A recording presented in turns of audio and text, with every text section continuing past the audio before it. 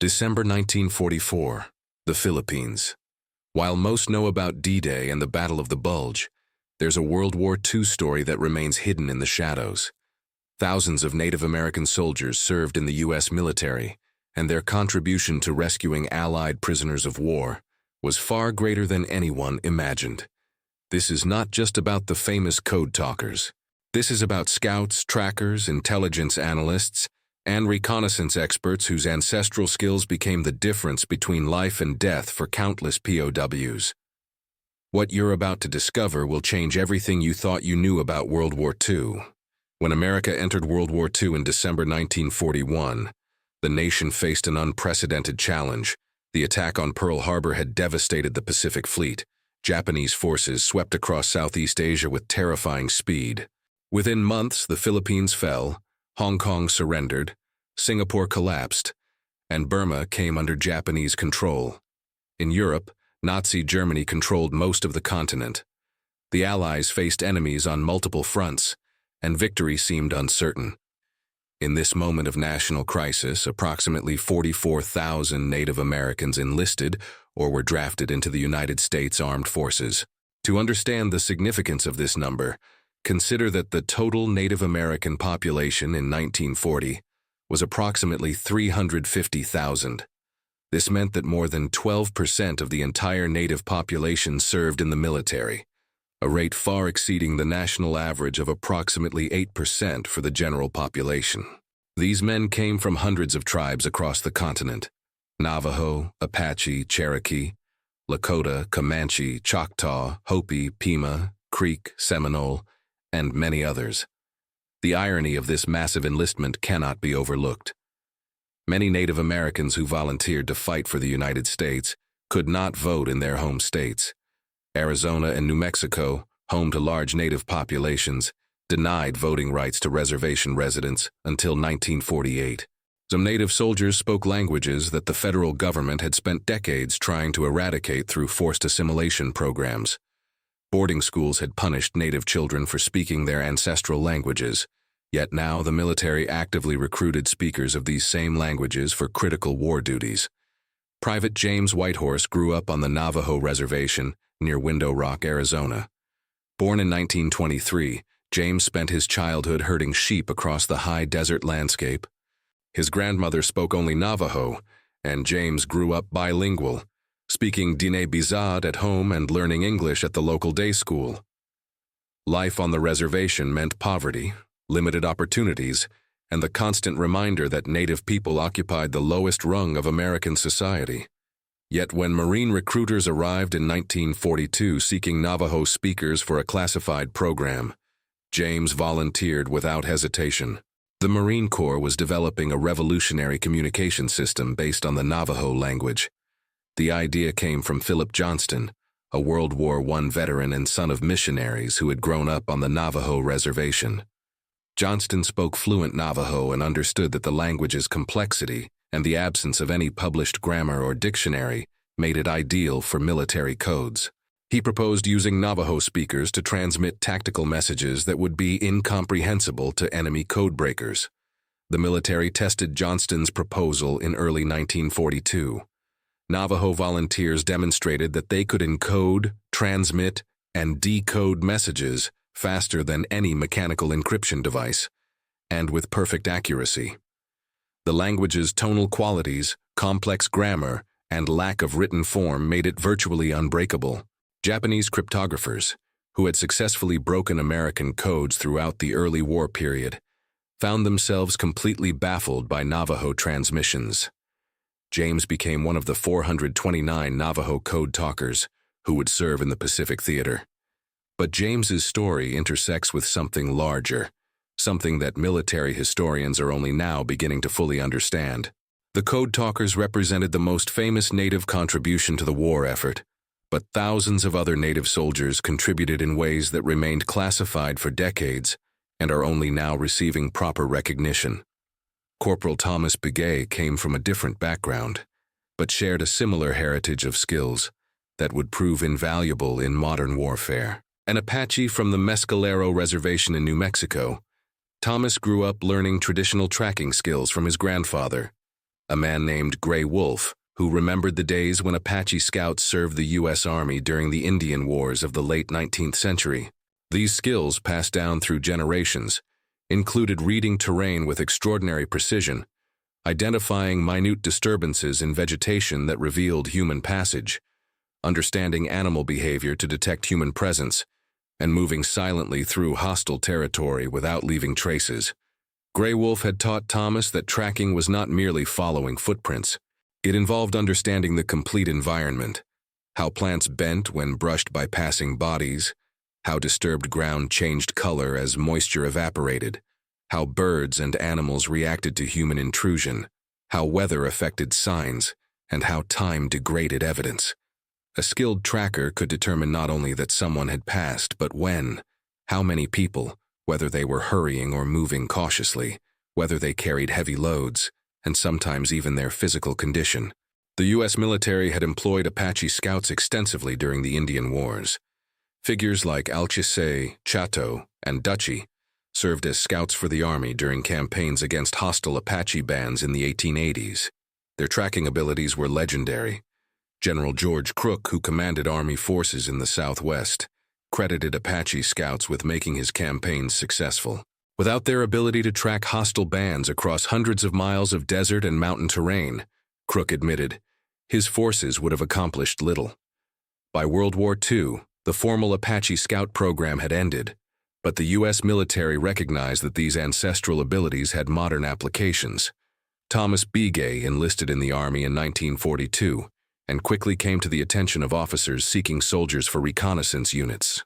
His ability to read landscapes, his exceptional observational skills, and his capacity to move quietly through difficult terrain made him an ideal scout. By 1943, the war in the Pacific had become a brutal struggle across thousands of islands scattered across millions of square miles of ocean. Japanese forces had captured tens of thousands of Allied soldiers during the early months of the war. The fall of the Philippines alone resulted in approximately 75,000 Filipino and American prisoners. The Bataan Death March, a forced march of prisoners from Bataan to Camp O'Donnell in April 1942, killed approximately 10,000 men through a combination of physical abuse, starvation, and execution of those too weak to continue. Survivors of the Death March and other prisoners languished in camps throughout the Philippines, Indonesia, Burma, Thailand, and other occupied territories. Conditions in these camps were horrific. Prisoners received inadequate food, minimal medical care, and faced routine brutality from guards. Diseases like dysentery, malaria, and beriberi killed thousands. Forced labor killed thousands more. By 1944, Allied intelligence estimated that tens of thousands of POWs remained in Japanese custody, and their survival depended on rapid Allied advances and timely liberation. However, intelligence about these camps was fragmentary and unreliable. The Japanese did not report camp locations to the International Red Cross as required by the Geneva Conventions. Camp locations often appeared on no maps. Many camps were deliberately placed in remote areas to make rescue attempts difficult. Standard reconnaissance methods often failed in the dense jungle terrain that covered much of the Pacific Theater. Aerial photography could identify some facilities, but distinguishing POW camps from military installations or civilian areas required ground verification. This is where Native American soldiers like Thomas Begay became invaluable. Assigned to reconnaissance units operating with 6th Army forces in the Southwest Pacific, Thomas and others like him operated ahead of main forces, gathering intelligence that conventional methods missed. Their ability to read landscapes, detect enemy presence through subtle signs, and navigate without modern equipment made them exceptional scouts. In one documented operation in New Guinea in 1943, Thomas's unit needed to locate a suspected Japanese supply depot that aerial reconnaissance had failed to pinpoint. The area consisted of dense jungle covering rugged mountain terrain.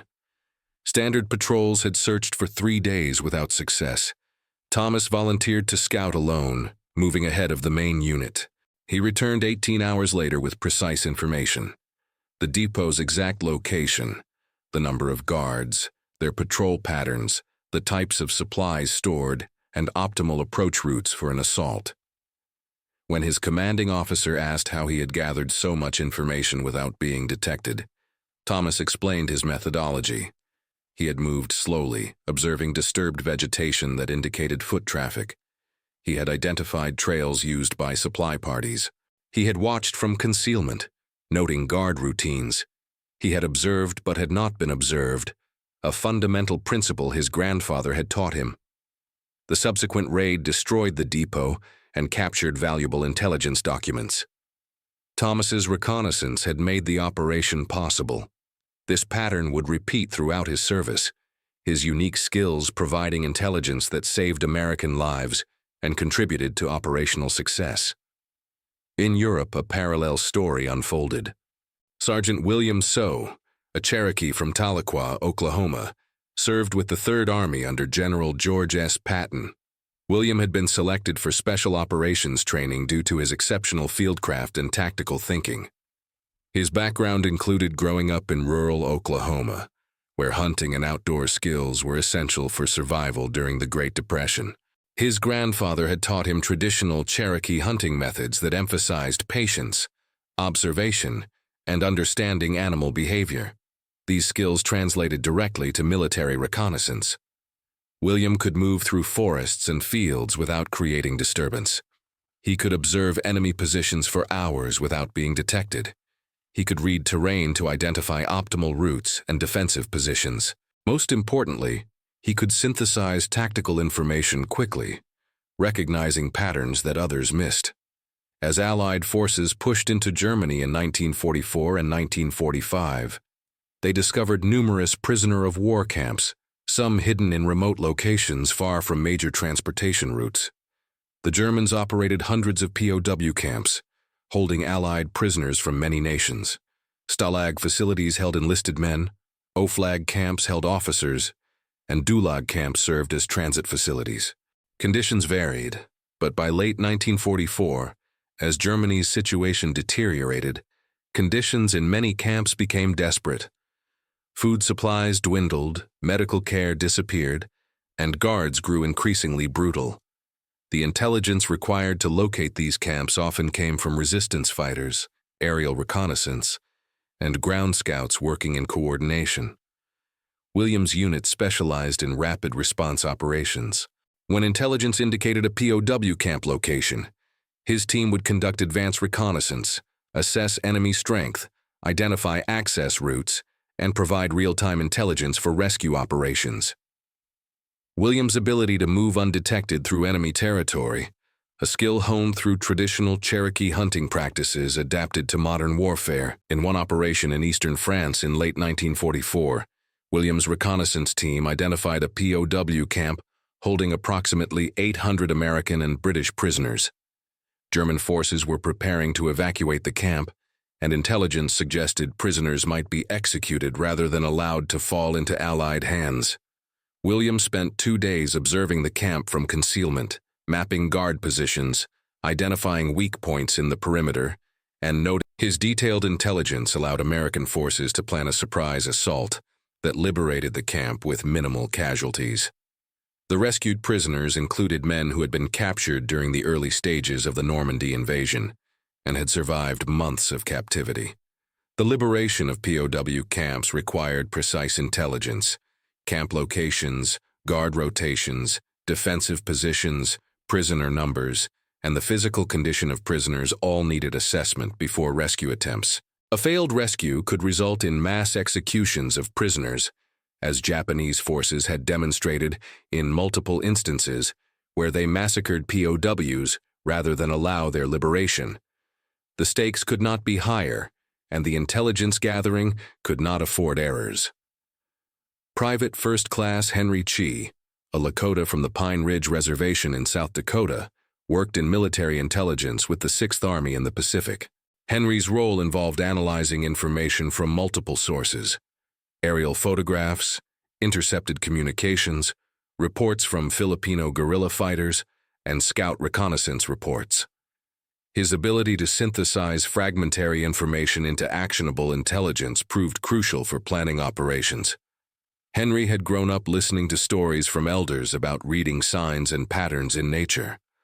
Lakota tradition emphasized observation and pattern recognition. Hunters learned to read animal tracks not just to follow prey, but to understand animal behavior, predict movements, and anticipate actions. This same cognitive approach, applied to military intelligence work, allowed Henry to recognize patterns in fragmentary data that others overlooked. In late 1944, intelligence about POW camps in the Philippines began reaching Allied headquarters. Filipino guerrilla fighters, who had waged resistance against Japanese occupation since 1942, provided reports about camp locations, prisoner numbers, and Japanese troop dispositions. However, this information was often fragmentary, contradictory, or outdated. Aerial reconnaissance provided additional data, but interpreting photographs required expertise and often left crucial questions unanswered. Henry's work involved correlating these various intelligence sources into comprehensive assessments. He would compare guerrilla reports with aerial photographs, cross-reference known Japanese unit dispositions with reported troop movements, and identify patterns that suggested where camps might be located. His analytical work contributed to identifying priority targets for rescue operations. In January 1945, intelligence reached Allied command about a large POW camp near Cabanatuan in central Luzon, Philippines. The camp held survivors of the Bataan Death March, men who had endured nearly 3 years of captivity under horrific conditions. By January 1945, approximately 500 American prisoners remained alive at Cabanatuan, many suffering from malnutrition, disease, and the psychological trauma of prolonged captivity. Japanese forces, retreating before advancing American units, had begun evacuating POW camps and, in some cases, executing prisoners to prevent their liberation. Intelligence indicated that the Cabanatuan prisoners faced imminent execution. The situation required immediate action, but the camp's location, approximately 30 miles behind Japanese lines, made rescue extremely difficult. The rescue operation, which would become known as the Raid on Cabanatuan, required extensive preparation and precise execution. The 6th Ranger Battalion, a specialized unit trained for operations behind enemy lines, would conduct the actual raid. However, their success depended entirely on accurate intelligence and reconnaissance. This is where Native American soldiers made their crucial contribution. Scouts moved ahead of the main force, traveling through enemy-controlled territory to gather intelligence about Japanese positions along the route to Cabanatuan.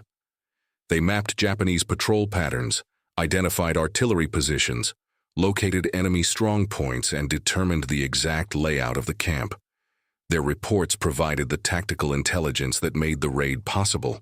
Communication between scout teams and command elements utilized code talkers to ensure Japanese forces could not intercept and understand American plans. James Whitehorse was among the code talkers transmitting critical information during this period. The operation required coordinating multiple elements: the Ranger Battalion, supporting infantry units, Filipino guerrilla fighters who would provide additional intelligence and security, and air support elements that would create diversions.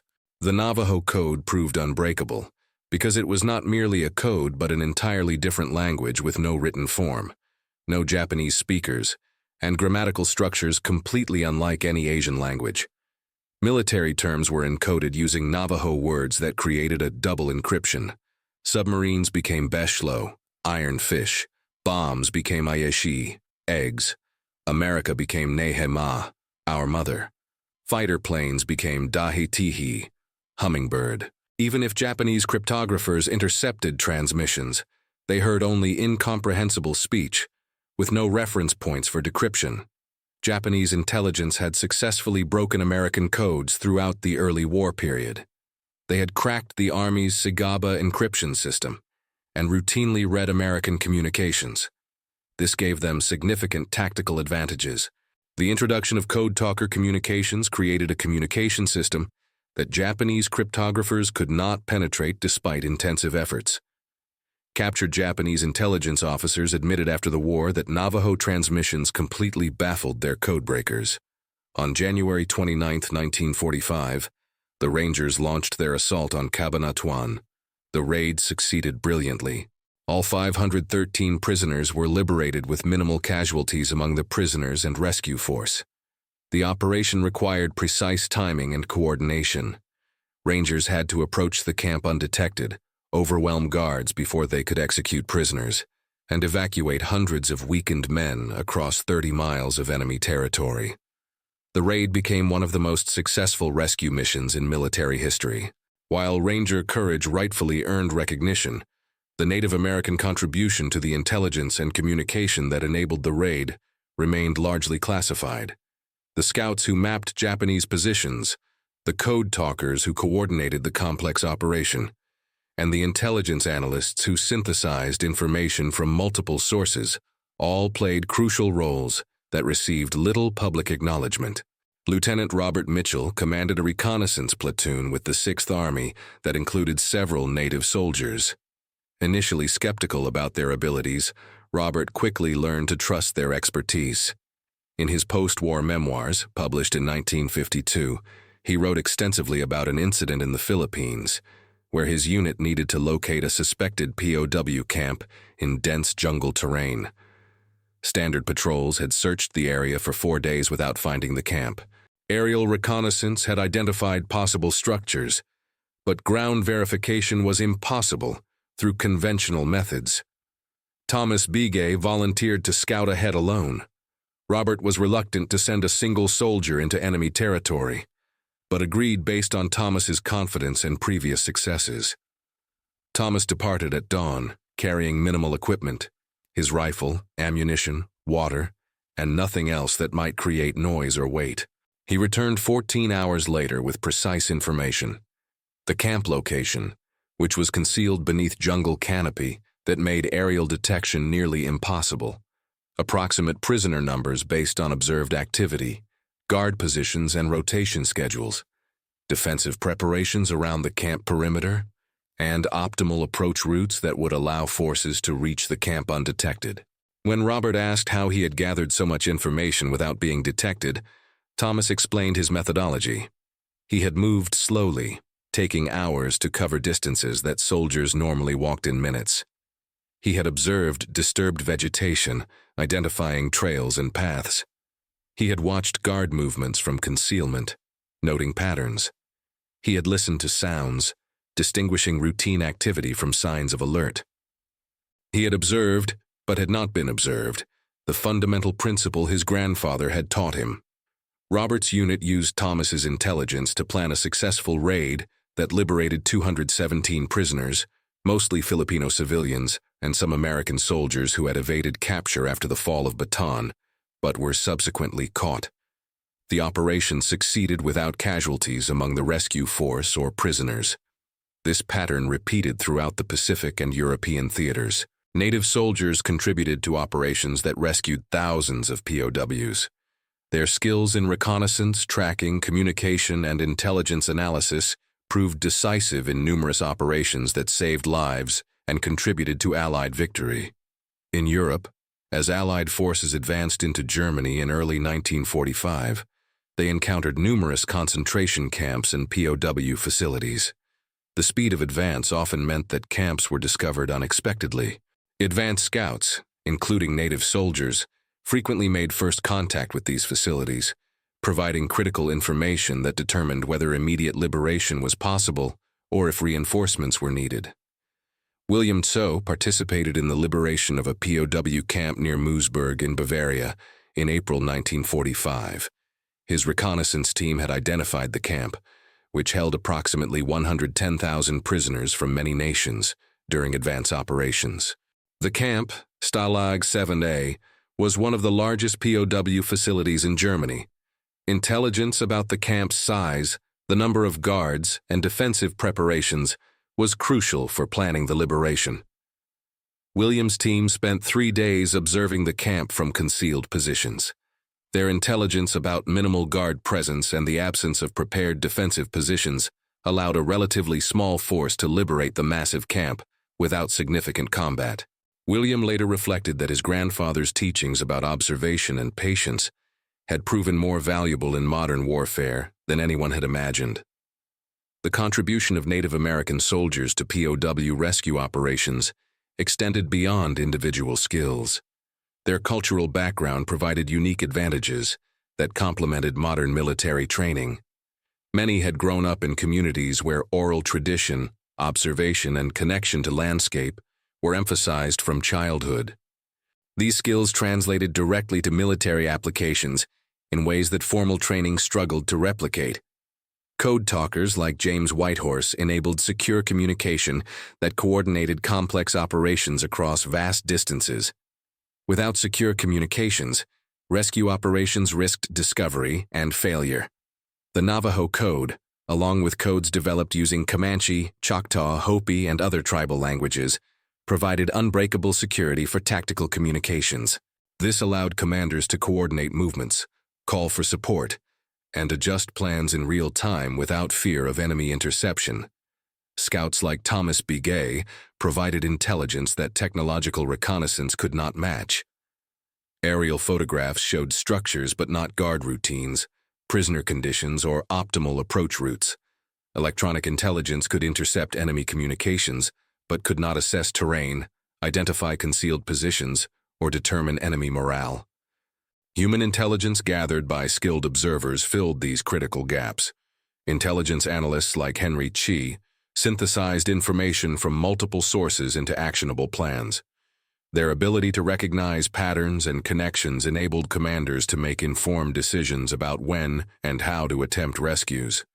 The difference between a successful rescue and a disaster often depended on the quality of intelligence analysis. The numbers tell a compelling story. Approximately 25,000 Native Americans served in the Army, approximately 19,000 in the Navy and Coast Guard, and thousands more in the Marines and Army Air Forces. They participated in every major campaign: Guadalcanal, Tarawa, Saipan, Iwo Jima, Okinawa, North Africa, Sicily, Italy, Normandy, the Battle of the Bulge, and the final drive into Germany. They served in combat roles, support positions, technical specialties, and leadership positions. While exact statistics on POW rescues involving Native soldiers remain difficult to quantify due to classified records and the integrated nature of military operations, evidence suggests their contribution was substantial. The raid on Cabanatuan alone freed over 500 prisoners. The liberation of camps throughout the Philippines in early 1945 freed thousands more. Similar operations in Burma, where Allied forces liberated camps along the Burma Railway, freed additional thousands. In Europe, the liberation of hundreds of POW camps as Allied forces advanced into Germany freed hundreds of thousands of prisoners. Native soldiers participated in reconnaissance, communication, and intelligence roles for many of these operations. Their contribution, while often unrecognized in official histories, was documented in unit records, personal memoirs, and post-war interviews. Captain Frank Hayes survived 3 years as a prisoner of war in the Philippines. Captured during the fall of Bataan in April 1942, Frank endured the death march, survived disease and starvation at Camp O'Donnell, and was later transferred to a work camp in northern Luzon. By late 1944, Frank weighed less than 100 pounds, suffered from chronic dysentery and malaria, and had watched hundreds of fellow prisoners die. Liberated in February 1945 by advancing American forces, Frank later wrote extensively about his experiences. In his memoir, published in 1947, he specifically mentioned the soldiers who rescued his camp. He described the scout who had infiltrated the area days before the rescue, providing intelligence that made the operation possible. That scout was Thomas B. Gay. Frank never forgot the quiet Apache soldier who had risked his life to gather information that saved hundreds of prisoners. The irony of Native American service in World War II cannot be ignored. These men came from communities that had suffered centuries of displacement, broken treaties, forced assimilation, and cultural suppression. The Trail of Tears had forcibly removed Cherokee people from their ancestral lands. The Long Walk had imprisoned Navajo people at Bosque Redondo. The Apache Wars had nearly destroyed Apache communities. The Wounded Knee Massacre had killed hundreds of Lakota men, women, and children. Federal policies had confined Native peoples to reservations, often on the poorest land available. Many Native veterans could not vote in their home states. Arizona and New Mexico denied voting rights to Native Americans living on reservations until court decisions in 1948 forced changes. Some states continued restricting Native voting rights into the 1960s. Native children were forcibly removed from families and sent to boarding schools designed to destroy their cultural identity. The Carlisle Indian Industrial School's motto, "Kill the Indian, save the man," exemplified federal policy toward Native peoples. Yet despite this history, Native Americans volunteered to fight for America in percentages that exceeded any other demographic group. Their motivation varied. Some sought economic opportunity, as military service provided steady pay and benefits unavailable on impoverished reservations. Others wanted to prove their patriotism and demonstrate that Native peoples were loyal Americans despite historical injustices. Many saw military service as a warrior tradition, connecting them to ancestral heritage. Regardless of motivation, their contribution proved exceptional. After the war, many Native veterans returned to reservations where they still faced discrimination and poverty. The GI Bill, which provided education and housing benefits to millions of veterans, was often difficult for Native veterans to access. Banks refused home loans to reservation residents. Universities were reluctant to admit Native students.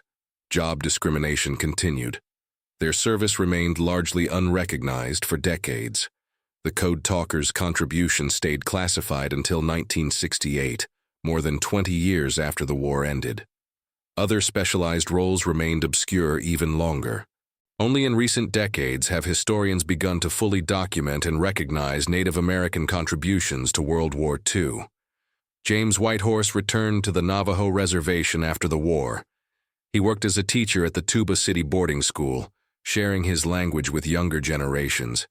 He rarely spoke about his war service, partly because it remained classified, and partly because discussing warfare conflicted with traditional Navajo beliefs about maintaining harmony. When the Code Talker program was finally declassified, James attended reunions with fellow Code Talkers. He emphasized that their service was not just about code, but about using their culture and language to protect America. Thomas Begay also returned home to New Mexico after the war. He worked as a park ranger at White Sands National Monument, using his tracking and observation skills in peacetime pursuits. In the 1990s, researchers conducting oral history interviews about Native American military service located Thomas and interviewed him extensively about his war experiences. Thomas explained that his grandfather's teachings had prepared him for military reconnaissance in ways that formal training never could. The ability to read landscapes, understand animal behavior, and move with awareness had been passed down through generations of Apache people. In World War II, these traditional skills found new purpose. William Tissot remained in the military after the war, eventually retiring as a sergeant major in 1968 after serving in Korea and Vietnam. He became an advocate for Native American veterans, working with tribal organizations and veteran groups to ensure their service received proper recognition. William emphasized that Native soldiers had not fought despite their heritage, but because of it. Their cultural background provided unique capabilities that benefited all Americans. He argued that recognizing Native contributions was not about seeking special recognition, but about ensuring historical accuracy. Henry Chi pursued education after the war, using GI Bill benefits to attend the University of South Dakota. He eventually earned a doctorate in anthropology from the University of Chicago. His academic work focused on Native American history and the intersection of traditional knowledge with modern applications. Henry argued that World War II demonstrated how indigenous knowledge systems remained relevant and valuable in the 20th century. Traditional skills developed over centuries for hunting, warfare, and survival translated directly to modern military needs. The rescue of POWs during World War II involved countless individuals and complex operations. No single group can claim sole credit. Rangers, infantry soldiers, tank crews, pilots, guerrilla fighters, and many others contributed to operations that saved thousands of lives. However, The contribution of Native American soldiers to these operations deserves recognition alongside these other contributions. Their skills in communication, reconnaissance, tracking, and intelligence analysis directly contributed to operations that saved thousands of lives. Modern military forces have recognized the value of these capabilities. Special operations units incorporate tracking and observation skills, similar to those that Native Scouts brought to World War II. The Army's Ranger School includes training in tracking and observation. Marine Corps reconnaissance units emphasize fieldcraft skills.